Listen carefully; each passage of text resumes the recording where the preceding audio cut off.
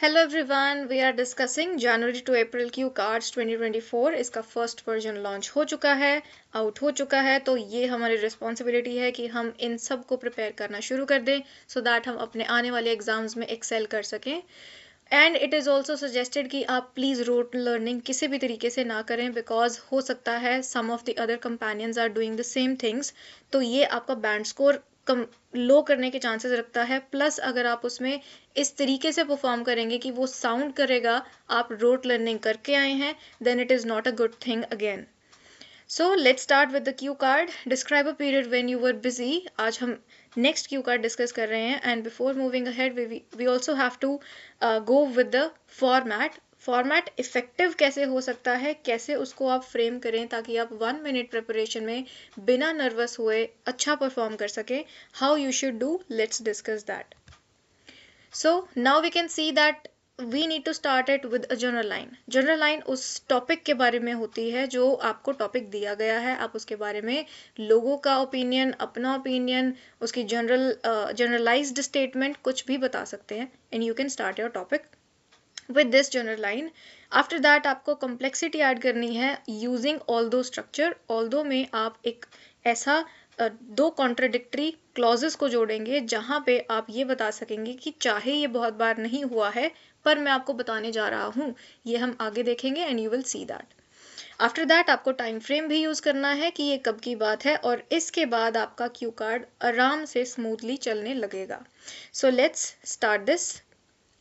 Describe a period when you were busy. इसमें जो भी बुलेट पॉइंट्स है do not consider them.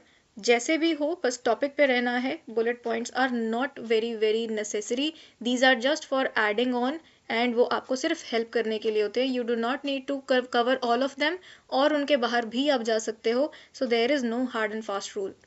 Let's begin the cue card. We usually do certain tasks that make us exhausted, be it a marathon or just a small party at home. कभी कभी ऐसे situations आती हैं कि task हमारे लिए टायरसम हो जाते हैं, और चाहे वो कोई मैराथन हो, चाहे पार्टीज हो, कुछ भी हो.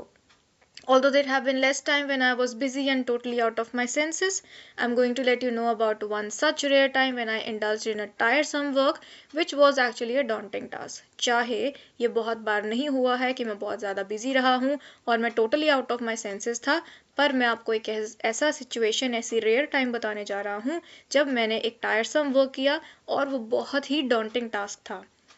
It is a matter of couple of months back when I was at my home during a family gathering at our home.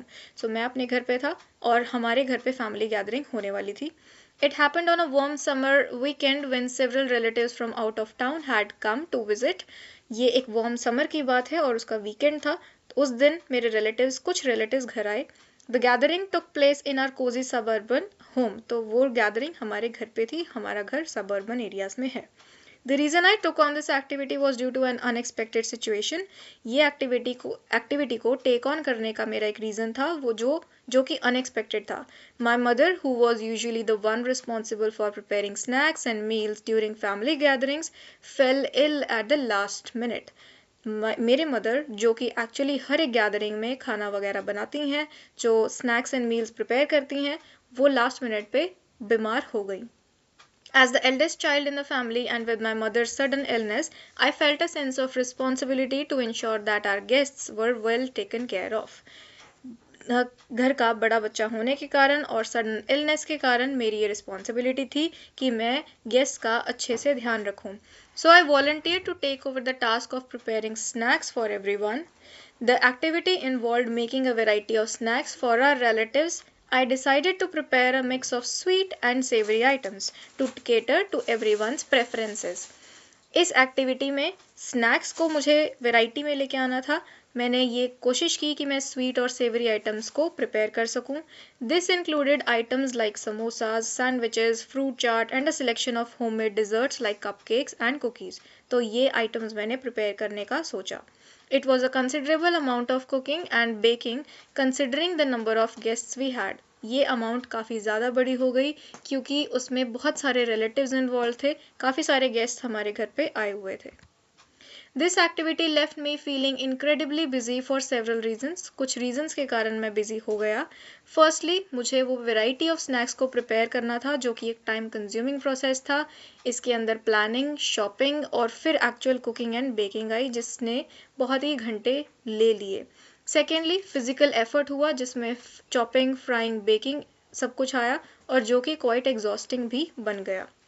On top of that, I had to work tirelessly in the kitchen, ensuring कि हर एक snack जो prepare हुआ है वो perfection तक prepare हुआ हो एंड मेरे पास कोई भी ब्रेक और रिलैक्सेशन के लिए टाइम नहीं बचा था। Since it was my first time taking on such a significant cooking task for a large gathering, I felt a bit of pressure to ensure that the snacks turned out delicious and presentable. क्योंकि ये मेरा पहली बार था कि मैं कोई भी cooking task करने वाला था, तो ये मुझे इंश्योर करना बहुत ज़्यादा ज़रूरी था कि हर एक स्नैक डिलीशियस और प्रेजेंटेबल बने। This added to the stress and fatigue. इसके कारण स्ट्रेस और फटीग और ज़्यादा बढ़ गया। In addition to preparing the snacks, I had to coordinate with other family members, serve the guests, and ensure everyone had enough to eat. Prepare करने के अलावा मुझे ये भी ध्यान रखना था कि जितने भी फैमिली मेम्बर्स हैं उनको अच्छे से सर्व हो जाए, सबको एनफ मिल जाए खाने के लिए and everything should go well. Managing the kitchen and interacting with the guest simultaneously was an uphill battle. Uphill battle एक ऐसी सिचुएशन है जो बहुत ज़्यादा मुश्किल हो जाती है। So this was a very daunting task all in all.